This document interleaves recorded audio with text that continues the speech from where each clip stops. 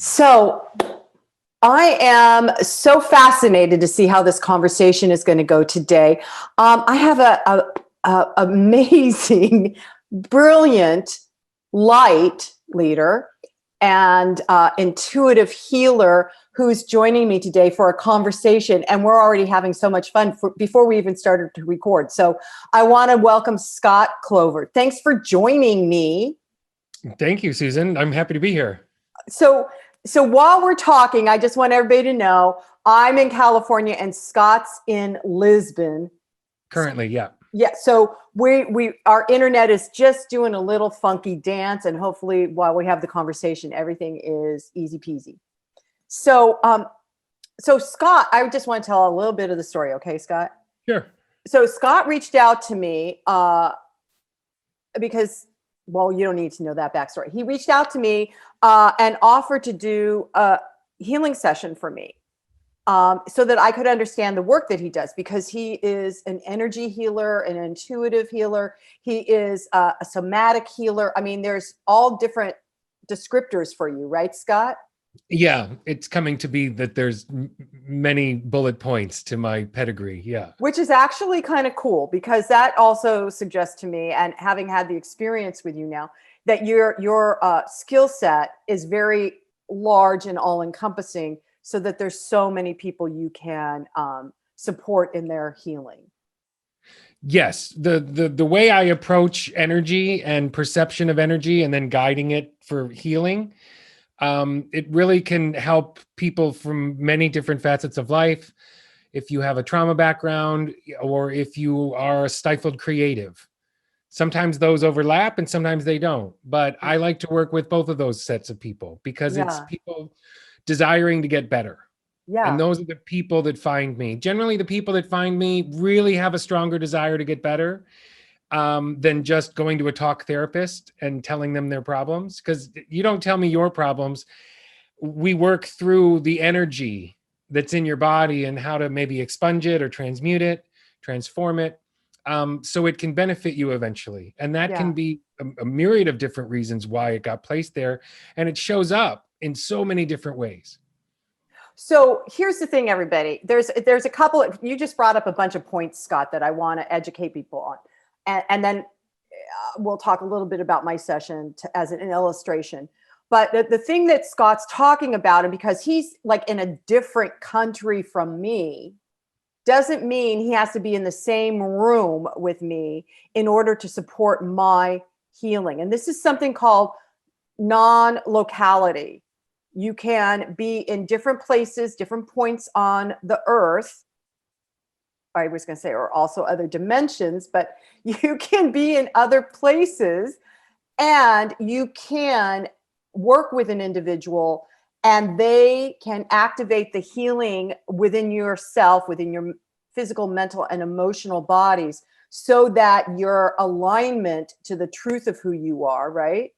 Mm-hmm. It is becomes more, I want to say, the alignment is easier to handle. It's like kind of like going to a chiropractor. You might have to go a few times for that spine to realign or whatever it is you're working on. But once it's aligned, then you, the individual, can hold that alignment. And that's a lot of what you do, right, Scott? Correct. Yes, I embolden people's energy fields so they can get better. Ooh, I like that. Whether that's instantaneous, which happens often, or more progressive. Yeah. Okay. So, but to go with your point, in the quantum energy field, geography is non-important. If I'm reading a backstory of an ancestor, that ancestor's energy doesn't have a geography. Mm-hmm. The same way I don't need to be in the same room or in the same area as the person that I'm working with, because it's their field that I'm observing, and I can observe that field from anywhere. Just like a past life or an archetypal pattern or an ancestral pattern. Those no longer have geography. What, right. Yeah. Well, and even us in embodied in physical form don't necessarily have geography. We just decided we wanted to have the touchy-feely experience for a little while. That works. So when you talk, okay, so we're just running around the block here. When you talk about reading, it's not like you're opening a book and reading, right? Explain to everybody what reading is for people that have not gone to an intuitive healer.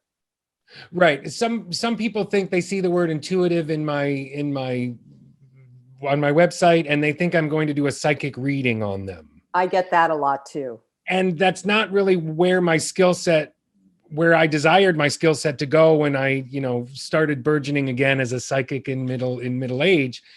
I knew that I wanted to cater my healing energies towards healing other people. And I knew that also archetypally I was set up for that. I have certain archetypes that sort of lend me to be a healer. So I call it, I do what I am. Oh, I so understand that. I so understand that. I have a class going on right now, and one of the participants said something that came out of an experiential he was doing, and it was the exact same thing that I'm working on. And, so I teach what it is I am currently, or have just recently learned, so that, just to help everybody. So fascinating to me.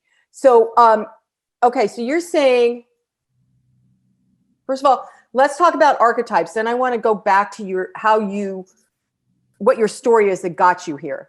Okay. And I promise everybody we'll talk about my little session thing if that shows up. Okay. So archetypes, what are archetypes, and why are you feeling like your work is in alignment with the archetypes that you are? So when I not first, but one of the healers that I met with years into my coming out as an intuitive, was an archetypal reader. And so she read my archetypal pattern. And so I know what my archetypes are per, like, I think the Carolyn Mace model. Oh, Carolyn Mace. Okay. Yeah. So this woman worked under that model and was also an intuitive. And so she helped guide me sort of to hone my skill set and to understand where my pitfalls might be and to fill those in, so clients don't fall into my potholes. Right. So I spent many years knowing I was an intuitive before I ever got near a client. I wanted to make sure that I had sort of clean hands. You wouldn't go to a surgeon with dirty fingernails, right? So right.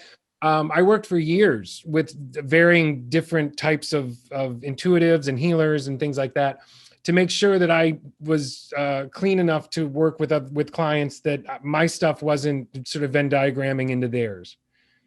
I think it's real prudent. It's real prudent for people to really know themselves before they start advocating for others. I absolutely agree. Yeah. I would say that goes across the spectrum of professionals, right? A lawyer needs to really be clean with their stuff. Correct. Well, in our world, we know the karma wheel sort of exists, or some variation of that karma wheel exists, and authenticity is so important. So I want to come to a bond with my clients as authentic as I can, with the appreciation that my goal is to share a healing experience with them, to bring what I've learned over the years and my skill sets and my intuition to their experience, so they can have the experience. A healing experience with me is not about me. It's about the person I'm working with. Which I so appreciated, Scott. And I appreciate you stating this clearly for people that are listening, because there are lots of people out there, there's lots of people out there, and they are promoting themselves as the real deal. And so if you are going to work with a healer, really listen to your intuition as well. Because just because somebody says I'm an intuitive doesn't mean that's so, right? Anybody. Well, just because you can read a chakra doesn't mean you should do it for someone else if you're unskilled or your intention is askew. Yeah. Yeah. I've unfortunately fallen into other people's potholes, like you said, Scott, and then got myself in such a twist because I didn't listen to my intuition that said straight off, no. Yeah. But the talk was so persuasive that I stepped in, and the walk wasn't matching the talk. Got it. So I appreciate that you took the time. That's high integrity, very high integrity, to take the time to clarify yourself. And I imagine you continue to do that. Correct. I still continue to do that. Yeah. Well, I think it's imperative for people who work with other people's energies to make sure that their field gets cleaned off at least a couple times a week.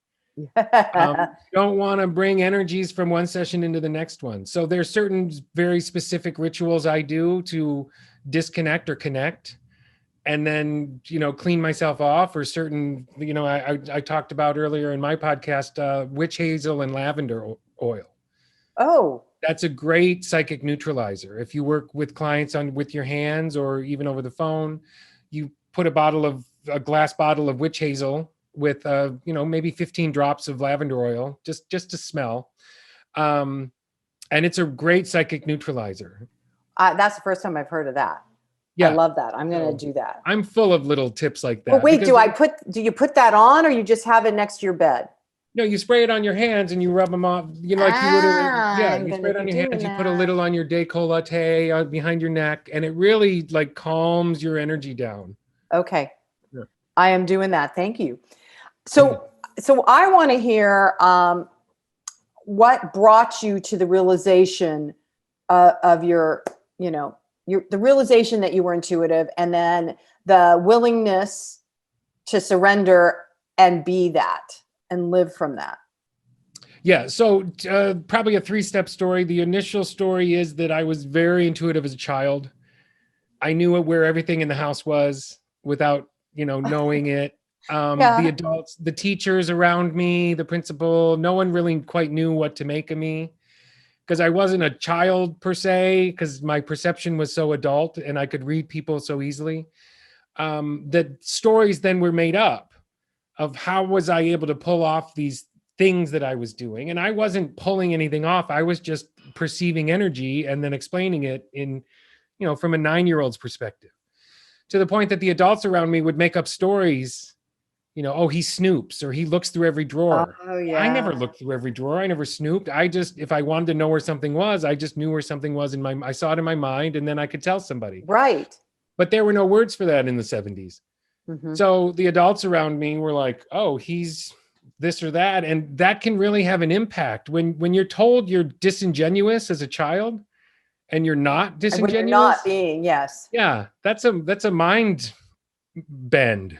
Oh, you were so polite there. And yeah, I almost dropped an F-bomb. That's okay.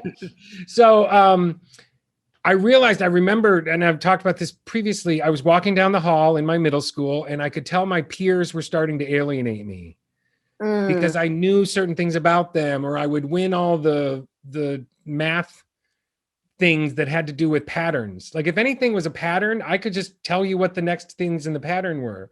My father told me at one point I was doing like college or graduate level degree code breaking, and I wasn't doing any code breaking. He just sent me a set of numbers, and I just told him what the next numbers were, because for me it was like reading a music sheet, even though I don't read music. So around 11 or 12, I just realized my peers were starting to alienate me, and I was going to be, I wasn't going to say popular, but I didn't want to be unpopular because I was weird at 11 or 12. And I was weird enough. Totally relate to that. I was a burgeoning gay kid in the 80s when it didn't exist. And so I was weird enough with the clothes I wore and everything else. So I decided, and I made a conscious effort, I remember in the hallway, to shut whatever that was down. And it just shut itself down. And over the course of the years, I would pick up stuff. If I'm like taking a shower, I would understand certain physics or certain things about energy that I would then read articles about later and be like, oh, I saw that in my head. And then later in life, I was out on a trip, and a couple of days into the trip, the person I was with said, so tell me about how psychic you are. And I said, well, what are you talking about? And this was like my late 30s. And they said, well, we went to the airport and you did that thing at the airport, and then that thing at the rental car company, and then that thing the other day. And like this person had spent a few days with me and started picking up these aspects of me. And I had been so closed off. I mean, I remember when Amazon first started, when you could, hear the squawk of the modem. I went online and I bought 2 books about Are You Psychic? And I was almost like a little kid trying to buy a porno magazine. Like I was so embarrassed that I wouldn't go to a store and buy that. So I used the internet, which was brand new. And I bought 2 books, and they came, and I read like the first chapter and a half of this one book, and it was such garbage that I knew that what the guy was writing didn't apply to me at all. He told me that all psychic energy came from behind the temples. And I looked at it and I went, oh, okay, this isn't for me. Apparently I'm not psychic. And it was an excuse to put it away. Uh-huh. So during that trip, I sort of had a coming of age moment. And I said, oh, I have to accept this or not. But it once I broke the seal, that was it. You can't put that genie back in the bottle, or you can't unring the bell. When I said to the person that challenged me, what kind of psychic are you? I said, I have no idea. I don't know anything about it. And that was, I think, about 12 years ago. And that's when I sort of just said, okay, if I'm going to do this, I did some research on the internet. I said, I'm going to find the most talented people out there, and I'm going to fly to them and take classes and workshops. And so for the first couple of years, I flew all over the country with mentors and other intuitives that I really respected. And I did my research and took classes with them. And then from there, it folded out. And I had a mentor who was a somatics expert, a psychiatrist in New York City. And he became my mentor. And I worked with him for almost 10 years doing somatic workshops all over the world. For varying different reasons, sexuality, drug and alcohol abuse, creativity expansion, things like that. So I started in the somatics realm, and the more somatics works I did, when my first session with that mentor, he asked me how my body felt. And I retracted and kicked back and said, I don't know. How would I know that? And he's like, because you have to feel your body. Well, I didn't want to feel my body. I'd been through stuff in my life that my body was off limits. Yeah. Well, just tapping into the body and saying the words, oh, I have intuition, was sort of a kismet moment, and a spark happened between the two. And then it was pretty rough. The first couple of years were pretty rough. I mean, there were days I was writhing around on my bed in pain. It felt like I had a crown of thorns on my head, because my family historically has intuition going back generations, but there were alcohol abuse because of it. One person drank every day, so they didn't hear the voices. My father was in denial of his skill set, even though little stories would come out, every once in a while. And so I'm really the first person in my lineage to accept it, and not only accept it, but then talk about it freely. And it's not easy. No, it takes years to come on camera and say this and say these things, and it's just not accepted in our society. And at a certain point, I thought, wow, I came out as a teenager in the 80s. My sense of self, I thought, was fine until it came to this. So there were years even into my practice that some of my best friends were like, what are you doing for work again? What is it you do? And I just, I'm kind of like a therapist, I say. I'm kind of like a therapist. I'm not a therapist, but I'm kind of like that. So, and then from there, it finally said, well, I use my intuition and my skill set, and I see somatic energies in people, and I help them purge them, et cetera, et cetera. So, but it's been a long row to hoe to get here, I would say. But once again, as I said, once the genie's out of the bottle, you can't put it back in. Mm-hmm. So I want to, first of all, acknowledge you, Scott, because coming from a long ancestral line of intuitives and healers, and for many centuries, no wonder you feel like you had a crown of thorns on your head, right? For many centuries, those people were persecuted. Correct. Right? Violently. Yeah. I have a lot of that in my personal past life history. Mm-hmm. So I just want to acknowledge you for stepping in again, because you've been doing this for centuries yourself, right? So stepping in again, and then allowing you to be the vehicle that heals the ancestral lineage that was abused and denied and everything. So you're like the brand new threshold. Yeah, I remember doing some really intense work years ago with a healer that we talked about my past life historic fundamentalism. That it would flip back and forth. One life I would get my tongue cut out, and the next life I would be the one cutting the tongues out. To the point that you have to decide, well, make a decision. Right. Believe what you believe. Don't believe a dogmatic approach. And that's Right. what I really like about promoting my own work is I'm non-dogmatic. I read energy. The energy speaks for itself. So it's Exactly. not yes, it comes from different sources, those energies, but the dogma behind it, I just wasn't able to attach to. And so that's when I applied the word energy healer in, because it really, for me, is about the energy in and around a person's body or in their historical patterns. That those are the things I'm able to sense. And then hopefully they sense them in a way that they can clear or purge or unkink the hose that's been kinked. Yeah. Yep. Yeah.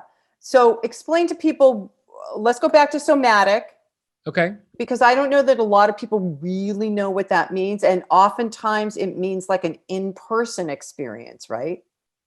Yeah, for me, it means a body drop. It means going into your own body. So somatics to me is a person able to connect to their own body's energies. Okay. Whether that's an auric field, a chakra, an intestine, a cellular vibration. It can be any number or a combination of those things. Mm-hmm. That to me is what somatics means. Is And going again, in and reaching your own conclusion from what your body's trying to tell you.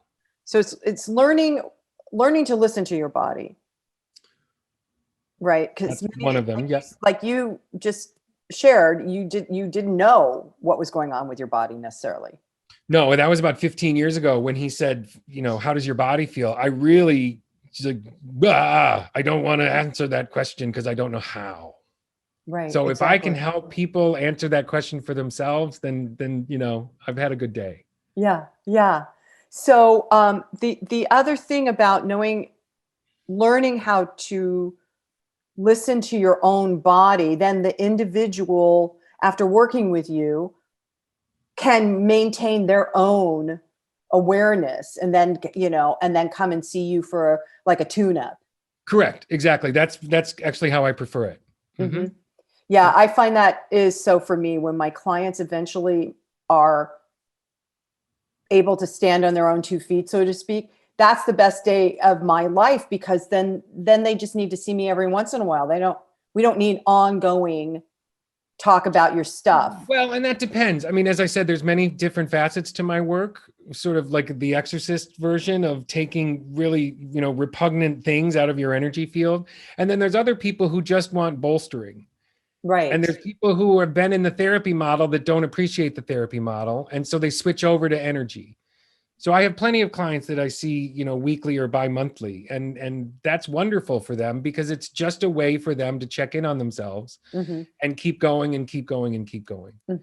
Because we all should have somebody to bounce our lives off of that aren't our family or friends, right? So it's a real nice gift to yourself to be able to reach out to a professional, whoever that may be, and share your own experience with them because that's their job. Right. Yeah. And to allow yourself that support.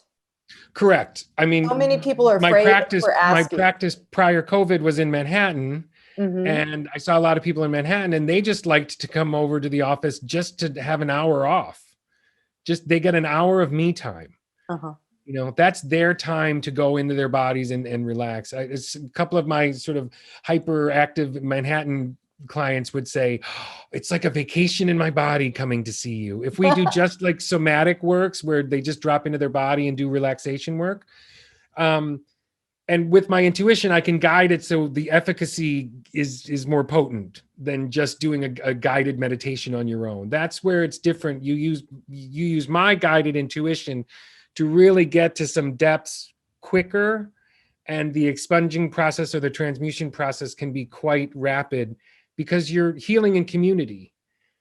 My intention to heal you and your intention to heal you couple together, and that creates 3 points of healing, not just 2 points of healing.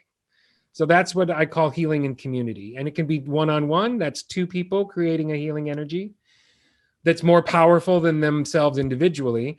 Or I think you do groups, which groups can be extremely powerful. If there's a healing vibration going through the group and people register that and the other 4 sort of have a cousin's version of that, then it ameliorates all of them.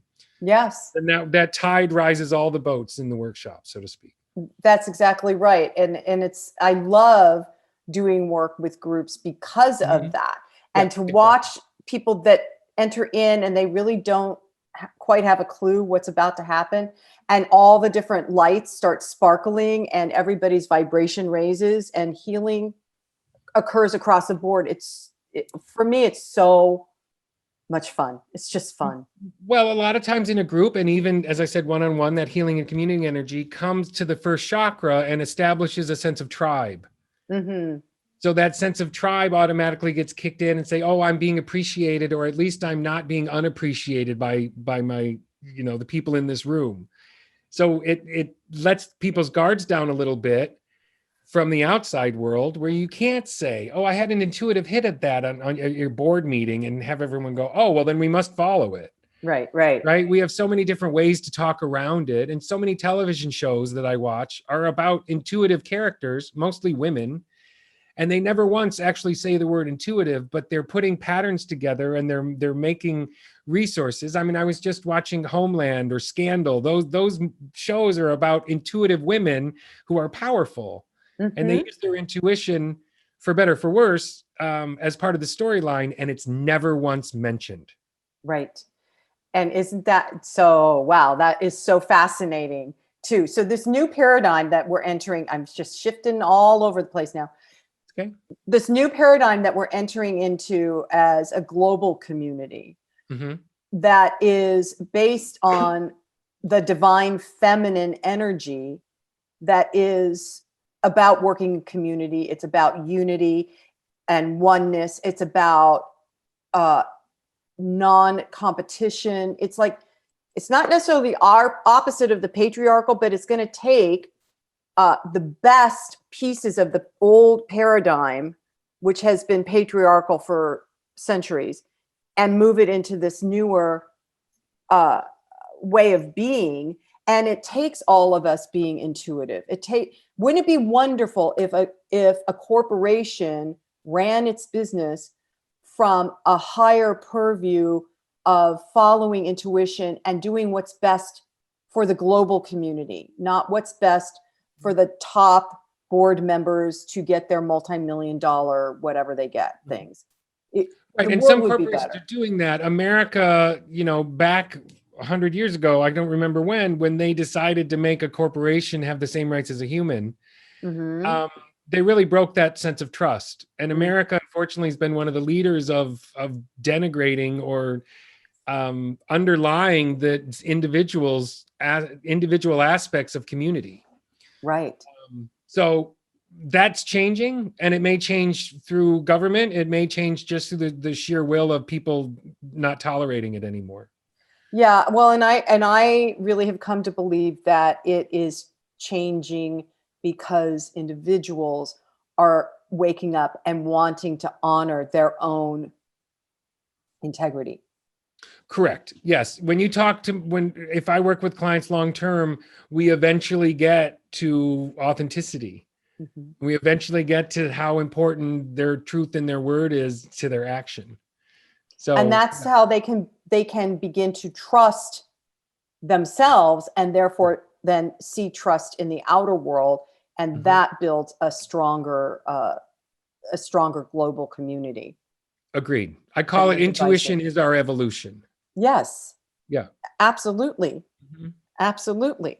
So, with that said, I want to share with everybody the experience I had with Scott with my session, because of everything he's just said, that being an intuitive healer myself, I fell into possibly what's really not healthy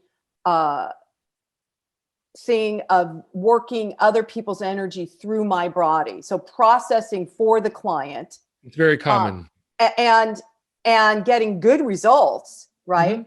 Mm-hmm. For the client. But I developed all sorts of diseases and illnesses. And as I've gotten older and I built different boundary systems and ways that I work with clients.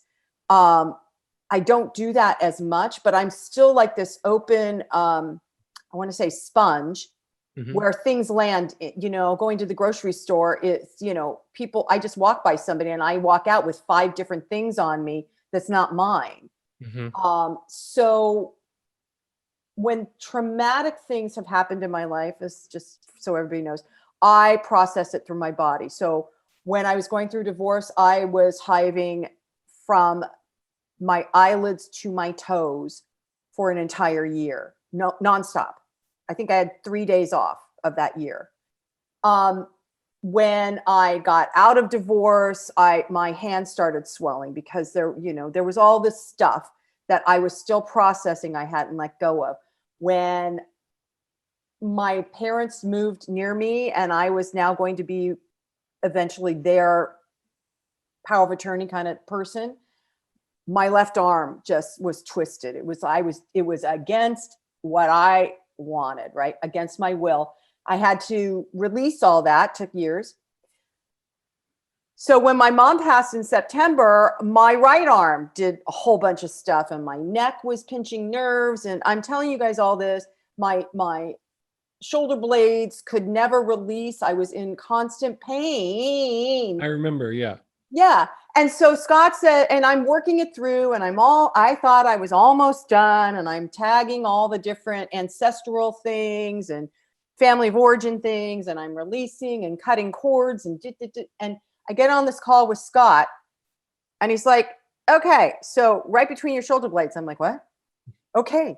He's like, do you want to do this? I'm like, yeah. He goes, and he could, Scott, you specifically got right where it was from the very beginning, which I personally appreciate because I don't like pussyfooting around. Okay. Let's just get it done. And one thing led to another. At one point you said you are an energy plumber, and that's exactly what happened because of the images you asked me to visualize within my body to help facilitate the release. They were very easy to understand images that then working with you and together we could release a lot of it. Very in much fact, so. I am 95% pain-free now.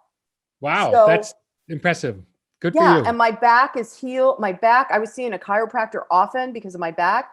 I saw him on Monday. He's like, whoa, whatever you did just worked. I was like, thank you very much. So the fact, I'm just saying this out loud for everybody. The fact that you, Scott, can see intuitively the patterning of an individual's body and find where the trauma, the emotional trauma has lodged. And a lot of people don't realize that dis-ease is, I want to say 100% relatable to emotional trauma and drama. At least in my body, it is. It's connected, definitely. Yeah. Yeah. Yeah. I And stay away from absolutes, but it's very much there. Yes. Yeah. So I'll say the absolute and you can be the amorphic guy. Yeah. There's such a connection and people don't realize that. And a lot of that goes back to having dissed our own intuition, having suppressed our own intuition, having given up our power to authorities, people that, get a degree and then now they're an authority on what you need to do for your body. And I think that all of our bodies are so uniquely our own. It's hard. There isn't a one size fits all that the medical community often wants to give you as a diagnosis. Correct. And that's why people find me. Yeah. Because I will explain to them differently than what a pattern is, meaning a doctor is going to try and heal you with a medication that is supposed to work for 85 million other people. And we're all built differently. So I'm an individual energy purveyor, meaning I will work on the individual's energy just on their behalf. right? You can't just say blanketly that all of these people in the world have fibromyalgia because they don't know what it is. So to me, it reads more like energy trapped in the body. Yeah. And it's a discordant energy. It's like two pieces of sandpaper rubbing together. Well, what I do is I take the sand off the paper and then get rid of one of them. And then you're left with more of an original pattern that you appreciate that original pattern because you're more comfortable with that original pattern. So I so appreciate the way you explain these things. And I'm taking notes. So going back to an individual being aware of their intuition as the guidance system, tell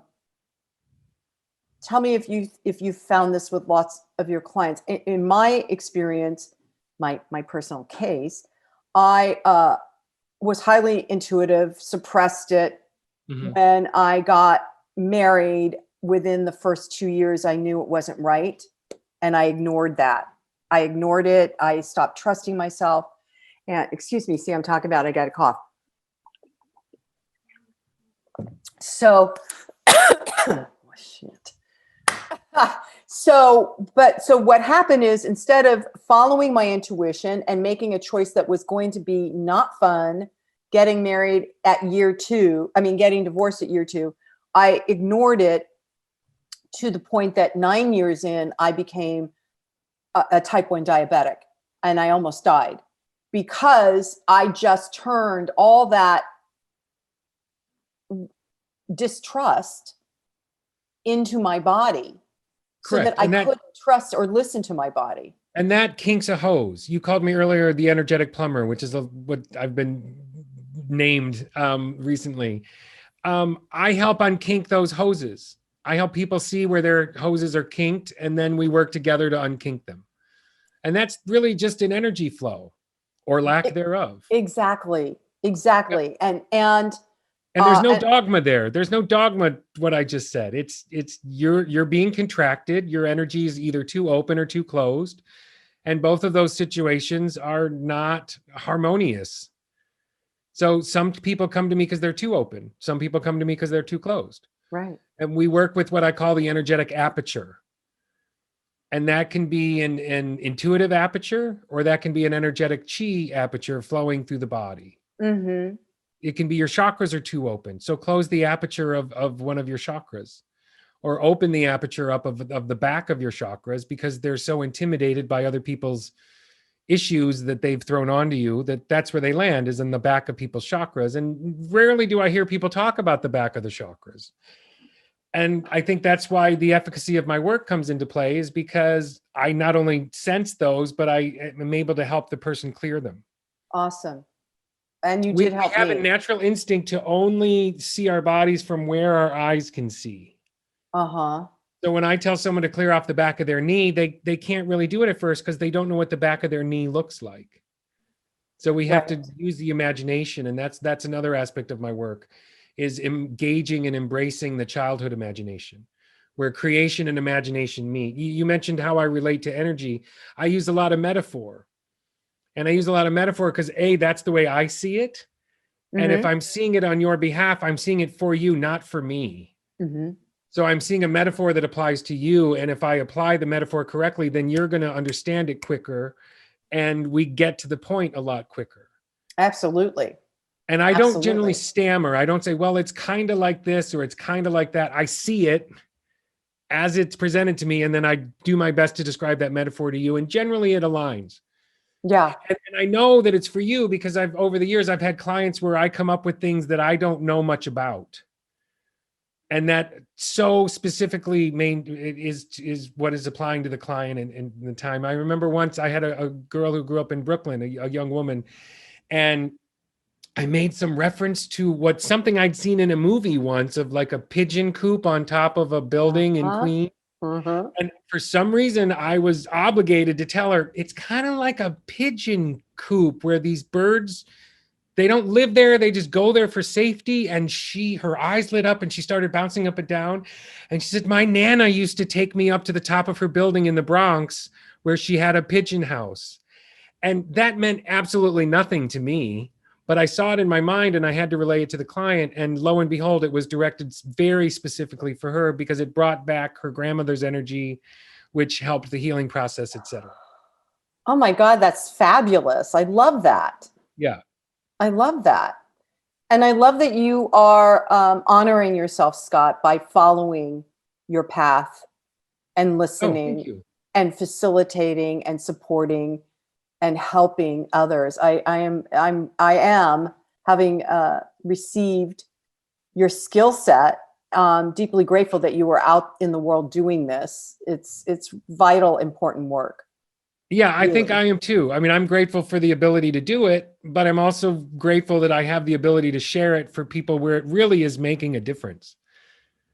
Yeah, And I awesome. know it's making a difference because it's so specific sometimes on how I'm relating to the client. And then I hear back afterwards.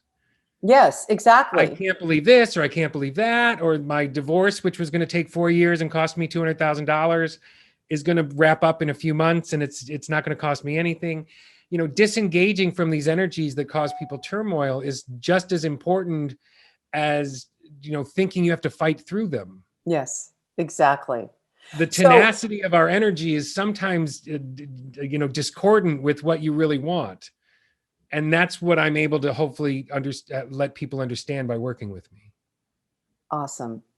Yeah. So Scott, tell everybody your website so they can find you if they want to work with you. And you've got a podcast. Sure. So scottclover.com, it's my name. There's information on there. There's testimonials, things like that. And then I do have a podcast. It's called the Intuitive Energy Podcast. And I talk about empathy, boundaries, self-control, self-protection, psychic protection, things like that. How intuition can ameliorate our existence if we lean into it. Yeah, yeah. Yeah. So it's almost like you're the new. Your podcast is like, I want to say it's not a cliff note, but a short version on anyone that's looking to expand their intuition and understand who they are as an intuitive. Yeah, it's not only, you know, comes from my past experience of going through it, but also what I see with my clients. I would say 30% of my clients, or maybe a little more, want to hone and understand their intuition better. So that's why they come to see me. And in doing that, the healing happens, and then they understand their intuition better. Exactly. But they're drawn to me. I mean, I had a woman that I've never actually met in person who said, I found you on the internet and my intuition told me I had to work with you. And we have done incredible work with her over the last few months of her coming into her own and Awesome. stepping into her own power. And she found me on the internet, and it was her intuition that said, I have to work with you. And then she goes and tells all of her friends. So now her friends have seen me too. And then they call and they say, can you believe he did this with me? And then this happened, etc. So it's really nice to know that it spirals out. Mm-hmm. Yeah, it definitely spirals I was out. hearing a short mini series about to occur with all the different friends that have seen Scott Clover. I love it. Scott, thank you so much for doing the work that you do and being as vulnerable and honest and authentic as you are. I make an effort. I'm not perfect either, to be clear. No, exactly. Well, we all. But I hold the intention that, you know, I know what my role is, and that's to help other people heal, and I take it seriously. And I appreciate that. Thank you so much. And I'm glad you liked your session. Oh, it definitely helped with a myriad of things. Definitely helped with a myriad of things. So thank you so much. So scottclover.com, and there's everything on his website. So everybody, I encourage you to go and check him out, listen to one of his podcasts, and then, you know, see what happens. Follow your intuition. It's important. So thank you, Scott, for joining me. You're very welcome. Thanks, Susan. I appreciate it. I'm just going to end with, and so it is. Namaste.